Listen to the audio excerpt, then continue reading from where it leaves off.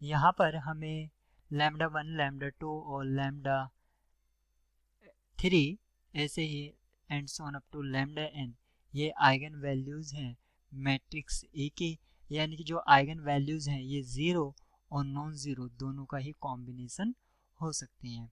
तो आपसे पूछा गया है कि ए का ट्रेस क्या होगा, ट्रेस ऑफ ए हमें पता करना है।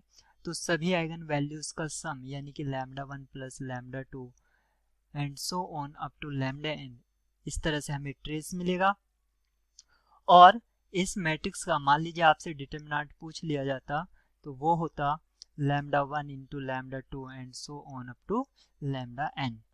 तो यहाँ पर जो ऑप्शन ए में है ये तो डिटरमिनेंट दे रखा है और जो ऑप्शन बी में है ये ट्रेस है।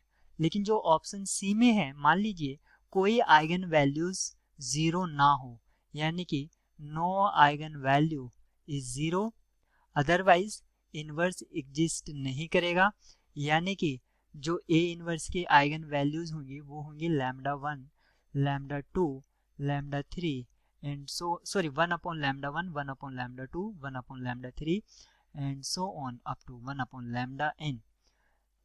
इन सब का जो प्रोडक्ट होगा वो डिटरमिनेंट होगा, यानी कि जो ऑप्शन सी में दे रखा है ए इनवर्स का डिटरमिनेंट दे रखा है इफ एग्जिस्ट।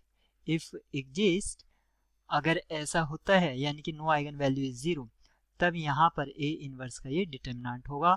और जो ऑप्शन डी में है ये ए स्क्वायर का ट्रेस है, जो ऑप्शन सी में दे रखा है ये ए स्क्वायर का ट्रेस है। गिवन प्रॉब्लम के लिए हमसे ट्रेस पूछा गया था जो कि ऑप्शन बी में है, तो ऑप्शन बी यहाँ पर करेक्ट होगा।